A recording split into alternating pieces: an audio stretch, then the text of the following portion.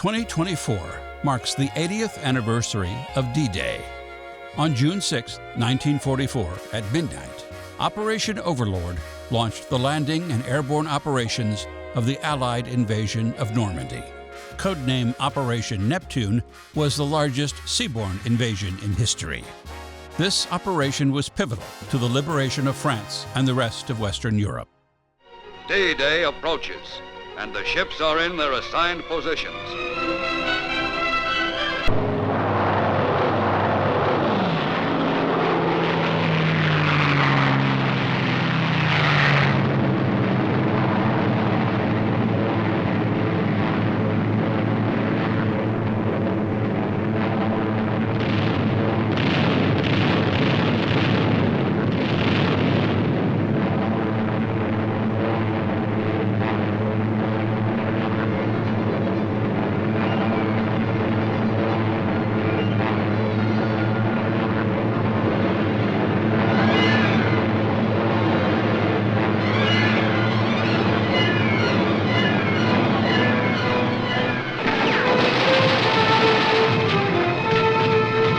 At the age of 22, St. Louisan Captain Ralph Goldsticker served 35 missions during World War II as a bombardier.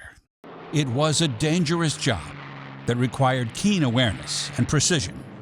I sat in the very nose of the plane, the plexiglass nose, and dropped the bombs.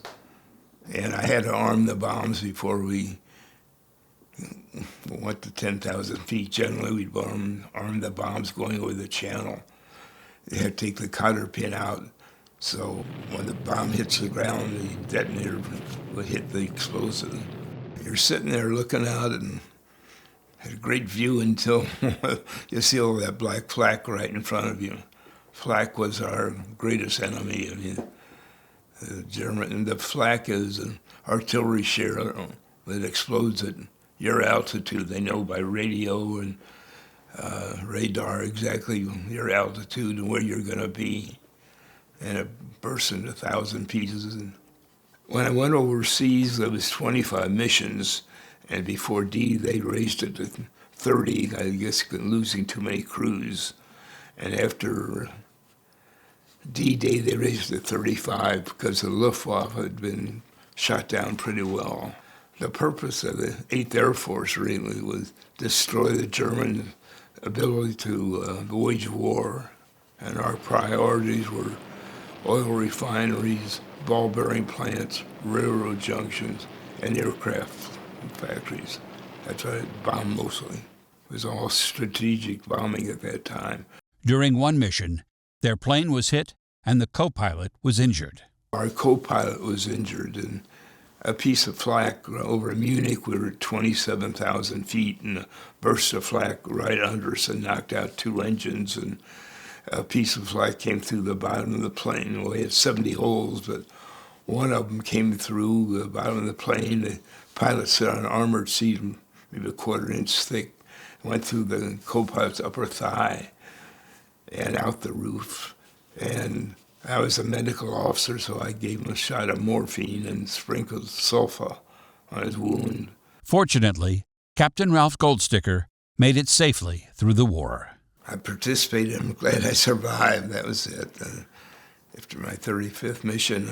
On the 80th anniversary of Normandy, at the age of 102, Ralph Goldsticker was one of 66 chosen World War II veterans to be a part of the historical D-Day event in France. Well, I was honored to be asked because American Airlines had 66 veterans from all over the country. And I think I was asked because I flew 2 missions D-Day. It was all coordinated by Appleton, Wisconsin honor flight. And on our flight, we had 66 veterans aged from 95 to 107. And we had 66 guardians. My son from Dallas flew with me. And there are also 20 medical personnel. There are 4 doctors and assistants with them.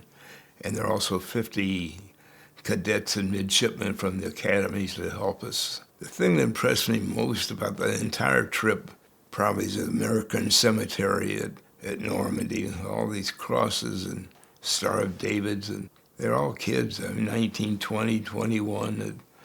Some of them I knew, a few. But that got to me more than anything else. While in France, Ralph Goldsticker and his son had the opportunity to meet the United States President and the First Lady. I met the President, and he gave me a specially minted D-Day coin. So this is it for D-Day, and those are the two outstanding things, I think. And when we're taking a picture, the three of us, Jill and the President and myself, and my son was sitting on the side or standing there, and he said, "Larry, come over here and get in a picture." So my son also has a picture with the President. The 80th D-Day anniversary event in Normandy attracted people and paratroopers from around the world to commemorate the hundreds of Allied soldiers who parachuted into Normandy during D-Day. We had a chance to hear from two USA families in Colorado who individually took it upon themselves to paratroop jump train prior to the historical Normandy 80th anniversary paratroop jump event. Interestingly, they were also flown in actual historical planes that transported paratroopers during D-Day. Jumping into France was beautiful when we did it, and nice clear days and blue skies and great open fields. It wasn't quite the rough air and difficult night that those guys jumped into, but at least it was a chance to honor them and honor their service, honor their sacrifice in a way that's, I guess, the best way that we could do here 80 years later. The Round Canopy Parachute Team, I just can't say enough about them. That is a life-changing group. Learning from them how to control and manage my fears as I was jumping, truly remarkable. But then to take that experience over to the beaches of Normandy and to fly over such hallowed ground. Everyone, go to Normandy on an anniversary.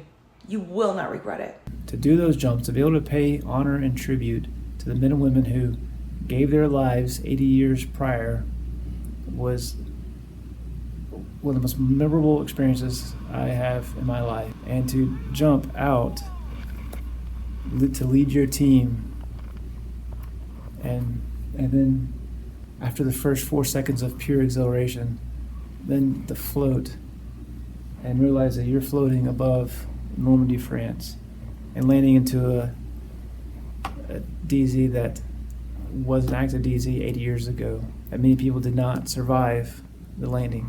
It was an amazing experience, once in a lifetime bucket list.